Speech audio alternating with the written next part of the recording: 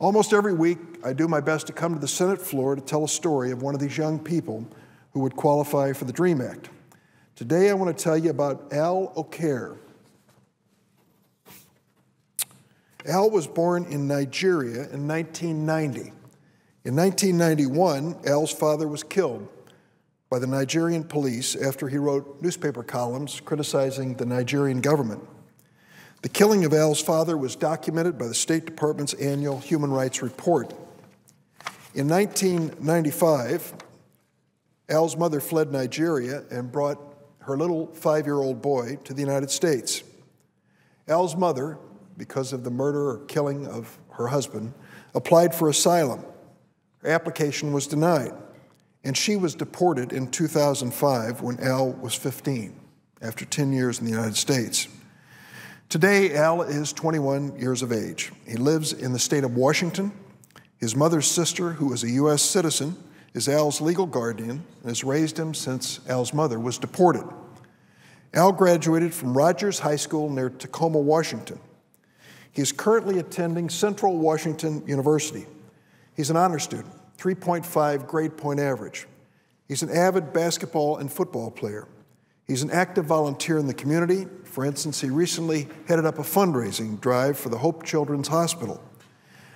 I asked a lot of these dreamers to send me letters about their view of the United States and their hope for the future. This is what Al wrote to me. I've been in accelerated academic programs most of my educational life and hope to be a medical doctor someday, to contribute to the well-being of fellow humans. I hope to continue to emulate and walk in the great academic shoes of my late father, who earned a PhD degree from the University of Paris in France. My family and community support have been enormous, and it gives me zeal to work hard in my studies, to be able to lend a hand to others in need, to realize a bright future. Unfortunately, Al has been placed in deportation proceedings. Under our immigration laws, his aunt, who is a U.S. citizen, and his legal guardian can't sponsor him for citizenship. Now, Al Okere grew up in America. He has never committed a crime. We've already invested in him. He's received his entire education from kindergarten through college in the United States. He didn't get any help in going to college financially from the federal government. He's barred from that because he's undocumented. So he had to find other sources and work his way through college. But he made it. He has a great potential to contribute to America. He doesn't remember a thing about Nigeria, and he doesn't speak any of their native languages.